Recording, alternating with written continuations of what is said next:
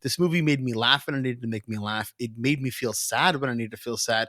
And it made me feel just very serious when I needed to feel serious. The tones and everything are set in place, and the director, Maggie Betts, really puts you on this journey. The way Jamie Foxx takes that and packages up and gives you this performance, you're just captivated. There are sequences where it's like 5-10 minutes of him just talking, and it doesn't cut. Like, it's just Maggie kept the camera on him because she knew like he was in his zone. Hello and welcome to the movie podcast at TIFF. My name is Shahbaz, and joining alongside me today is my client, who I'm going to be defending until the day he dies, Anthony. Anthony, how are you doing today? I'm not guilty. I'm doing good. You're not guilty in my eyes, and in the eyes of the law, I will defend you. And so help me God, you will get $100 million. I promise you, by the end of your lawsuit. Who are you suing, by the way? Oh, Daniel. That's why he's not here. Oh, that's why. Yeah, he is. If you think about it, though, he is a lot like Ray Lowenson in this movie that we're about to talk about. He does. He has that demeanor, the beard, the Canadian, the boat. Yeah, he has a boat. The boat. Portuguese. Yeah, they in call GTA 5 online. He has a boat. The White Portuguese, right? Isn't that what the White Portuguese? That's the boat. Batman versus Superman. Yep. Yeah. I don't blame you. I mean, he's not here right now because obviously due to the law and the eyes of the law, the court, and the legal system, he can't be present in this because this is really just a conversation between me and my client. That is true. So I don't want him to be involved here. He's obviously with his own lawyer. I don't know who his lawyer is. I think he just found it online. Could be somebody else. Who knows? It doesn't matter. All we're going to be talking about today is The Burial, which is a new movie coming to Prime Video, but we had a chance to go to its premiere at TIFF. TIFF is still going on. We're still having some great conversations and some great interviews dropping, great reviews dropping. So keep everything on the movie podcast. Keep it locked here because you're in the best place for movies. So why not just stick it right here, like Daniel always says? That's how he says it. He doesn't say it any other way. If you're new to the show, welcome. Thank you so much for joining us. We are on every single social media platform out there. So please go ahead and give us a follow. All the show notes are down below. One of the most important things down there, though, is, of course, our Discord. We have people joining in daily and talking about the movies that they're watching, the things that they're seeing, and just about their lives. We have people from all across the world. So if you are one of those people, thank you so much for joining. And if you're not one of those people yet, you can be for the low price of $0. Anthony, how has your TIFF been going? It's been quiet. It's been a different type of TIFF compared to the years prior, before COVID, because I kind of look at that. And last year was actually very, a big celebration of TIFF because it was the first time coming back from the pandemic. But this year has been quite, I don't know, I have mixed feelings about it. I just feel like the atmosphere for these films don't feel like they're actually happening in Toronto. Like the film festival's not actually on. I don't know if you have that same feeling. Yeah, no, I'm right there with you. And I think, typically Venice and sometimes other film festivals are around the same time as TIFF. So we tend to kind of have a little bit of overlap sometimes. This year it really feels like Venice got, the big chunk of the big movies. And I know a lot of the stars can't go to these because of the strikes, and we totally support that and understand it. But the ones that kind of found loopholes around different systems, they went to Venice. Some definitely did come here, but not a lot. So there is that joy, or that, I guess, level of excitement kind of missing. Now, we've had some stars come down, which has been really great. A lot of great directors. The director for this film, Maggie Betts, was in town to introduce the film to us. And, she seems like such a great person. So there's a lot of great vibes still coming. But you're right, compared to previous TIFFs, especially last year, which kind of really felt like the comeback party to what TIFF is, what it's supposed to be post-COVID. This year kind of feels like, okay, now we're taking a couple steps back. So it's kind of a bummer, but we understand that, these strikes are important and they have to happen.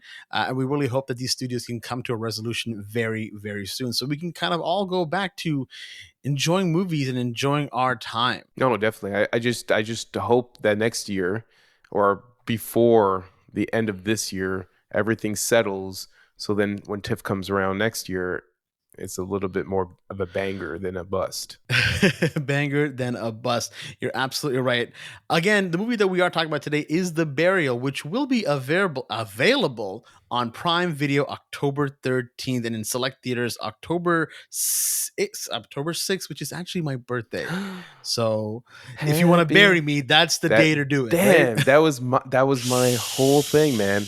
Yeah. I was gonna bring you I was gonna pick you up from your house, bring Yeah. you to the field, Yeah. hit you in the head with a shovel, Oh. and bury you. That's just kind of like not that's kind of like the movie Buried with Ryan Reynolds. Not so much this movie Leave a that we're cell talking phone. about right now. Leave a cell phone. Leave a cell phone. That's all I need. Exactly. A Blackberry. Of course, this movie, though, is inspired by true events of a lawyer who helps a funeral home owner save his family business from a corporate behemoth exposing a complex web of race, power, and injustice.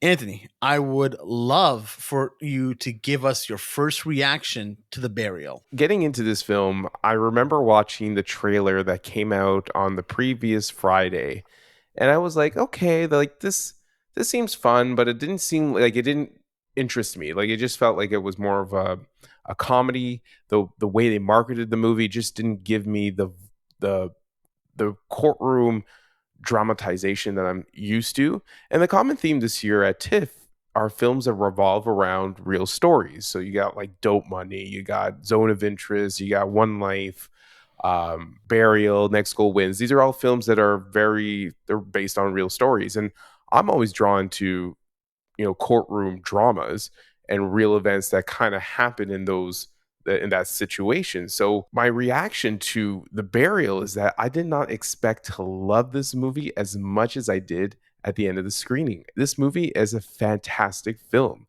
Maggie Betts builds a story around what would normally be a boring litigation case about contracts and into like a real complex film about injustices and race. And there's a huge Canadian part of this story that really I was shocked to even learn about.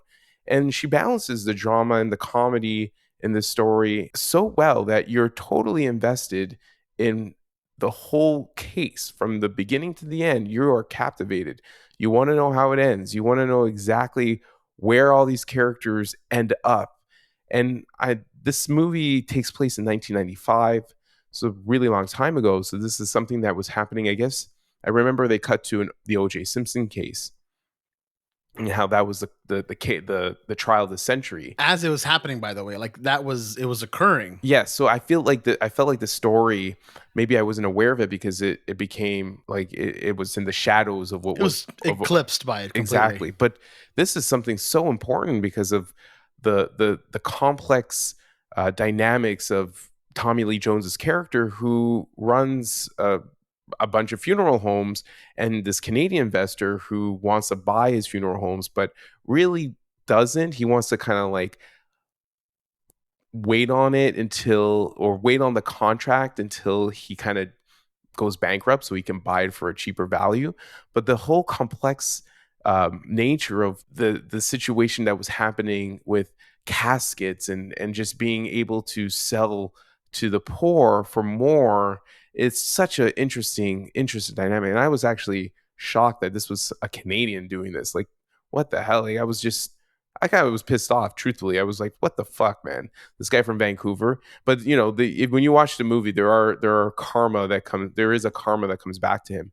But like, this movie it's a crowd pleaser. I know you guys went to go watch Next Goal Wins, and the crowd was loving everything about it. And very similar to that, the crowd was loving this movie. Like, they wanted justice at the end of this film.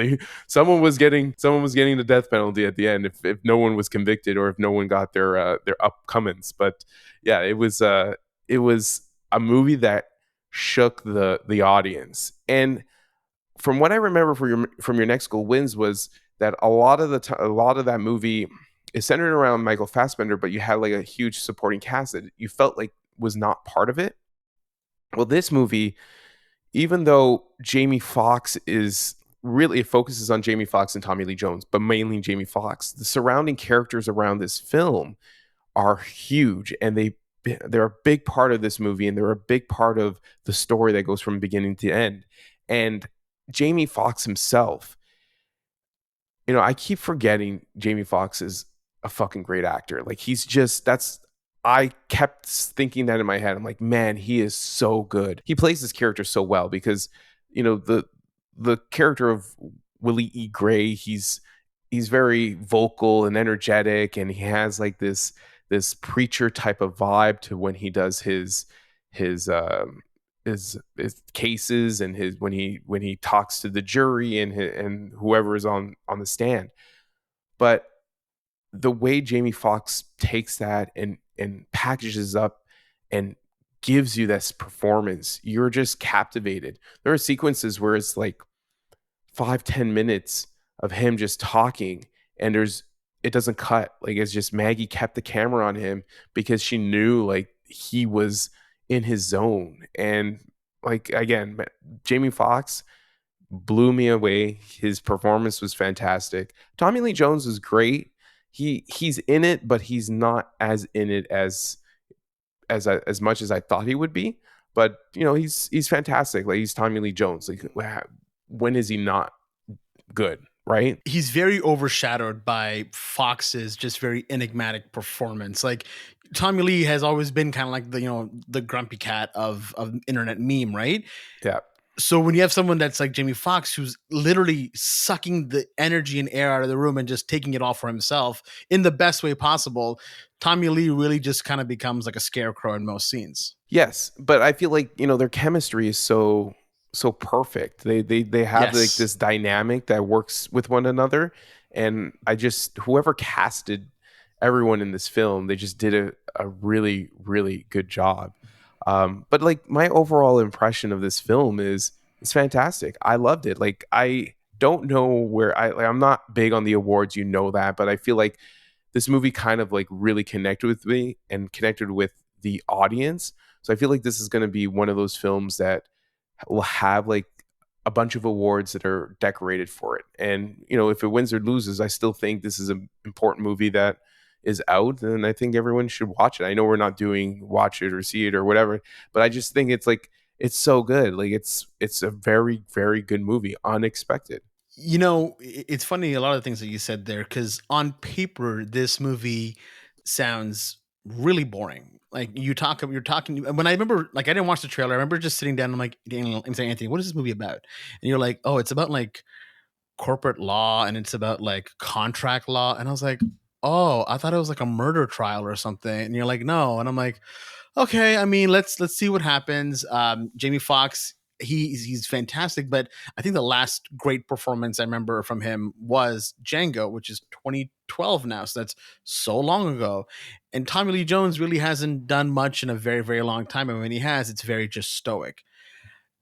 There's something about this movie that just feels like the 90s. Not only does it take place in the 90s, like you mentioned, Anthony, but the overall theme and the way the movie kind of plays out and some of the outlandish things that occur in it, it feels very much like a 90s film. Like the jokes kind of land like the 90s. The way it's shot feels like it's the 90s. This feels like a movie that I would have seen at Blockbuster, rented it with my family and watched and just fallen in love with. And it would have been that movie that you kind of just have at home that's always playing either on TV or on VHS or something. There was that warmth to it that it brought. I don't know if you felt the same way about it. It has this 90s vibe, like something that you would have watched in the beginning of the night. I know we keep saying 90s, but it just has this aura that this is Yeah. something that was encapsulated and then brought to the Yeah. future. It Absolutely. reminded me of that. Exactly. It reminded me of that. And I think what really helps is the music in the movie is also fantastic. All the licensed music that they use is are great 90s songs, but they're not 90s songs you typically hear. I think that whenever you see a movie that takes place in the 90s, you hear your typical songs that you always know. You'll hear like your Tribe Called Quest, your I can't remember anything else right now for some reason, like your Nas, etc. Yeah, There's so yeah. many 90s artists that you'll constantly always hear. And this one, we're getting like Tony, and it's just like, whoa, sure, why not? And I think what I love about this movie as well is that I'm gonna get to Jamie Foxx in a second, but Tommy Lee, while he can be very stoic and just very like Tommy Lee Jones, he's having some fun in this movie too. There are some scenes that he's genuinely really hilarious in, and generally just kind of like really giving a great performance. And then you have someone like Jamie Foxx, who in its opening sequence, he's doing this preach. He's doing it at a church. He's doing a sermon. He's preaching, and what I noticed was there's an immediate shot of kind of him preaching, and then it cuts to like his watch, and you can see that it's a really expensive high-end watch, and he's in this small church that probably isn't the wealthiest church, but you're kind of getting that already, that oxymoron of kind of like what's happening in this situation.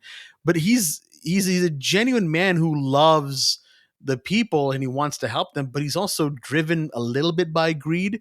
And I think being paired in a case like this with Tommy Lee Jones, it kind of helps his character to kind of find that center of gravity that he is familiar with, that he kind of grew up with. Mm-hmm. There are a Mm-hmm. lot of other great people in this film as well. You know, you have Mamoudou Athie, who plays Hal, who is from Tommy Lee Jones's legal aid side as well. Then, of course, you have Alan Ruck, who, I mean, we love him on here. He plays Mike, one of Tommy Lee's oldest friends.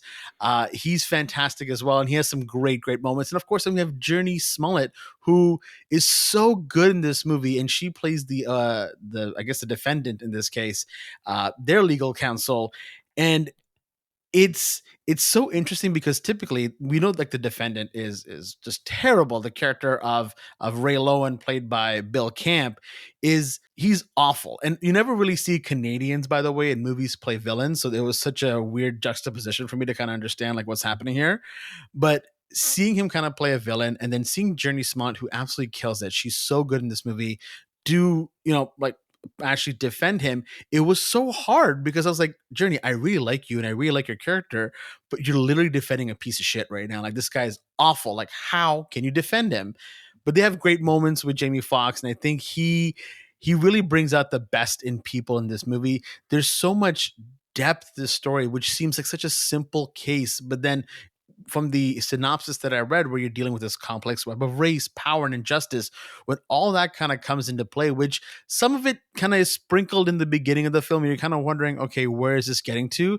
You, towards the end of the film, that real climax moment, you kind of understand, oh, this is so much bigger than just a contract lawsuit. This goes deeper and deeper and deeper, and it really opens up to a lot more. There was a scene where they kind of explain why this is such um, a big, you know, case, and the outcome of it.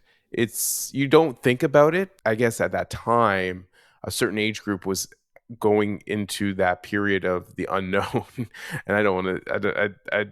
I wish I came up with They a were better. dying. They're gonna die. They're gonna die. But like They're that, dying. there's a lot of people that were born in in a certain year, though, that baby boom, who are planning their time after. So there's a lot of money to be made, and there's also a lot of, you know, greed to be seen. Absolutely. There's so much about this movie, and I think what it does really well is it balances that comedy, and it's not just Jamie Foxx bringing the comedy. There was another character who, Dorian Missick, I believe he plays Reggie in the film. Yes. Yeah. He Yeah. was the one in that initial introduction Yes. of when they're talking. He's like delivering these repeated lines that Jamie Foxx is saying, but in a funnier tone. And it just works. Like, I was laughing when I didn't expect to be laughing, but I was just having an overall good time. This movie made me laugh when I needed to make me laugh. It made me feel sad when I needed to feel sad. And it made me feel just very serious when I needed to feel serious. The tones and everything are set in place, and the director, Maggie Betts, really puts you on this journey. And I had such a good time with this movie. It's one of my favorites at TIFF that we've seen this year. Oh, another thing that I noticed in the movie is there's a dynamic between both Jamie Foxx's crew and Journee's crew, which they're all black attorneys, but there's also like a class difference within that. Like these, like Journey was Yes. from, I forget, like I think it's Harvard, and everyone else was like this Yep. prestigious.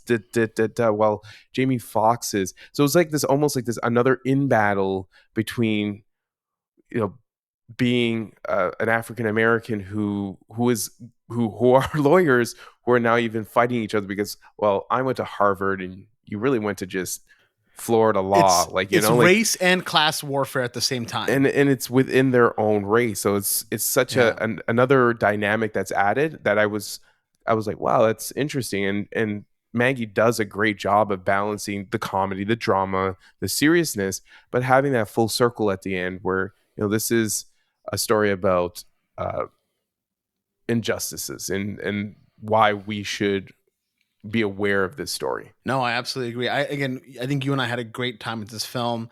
It's a lot of fun, and if you have a Prime Video subscription, remember October 13th it will be available. And if you want to catch it in theaters, October 6th is when you can do that.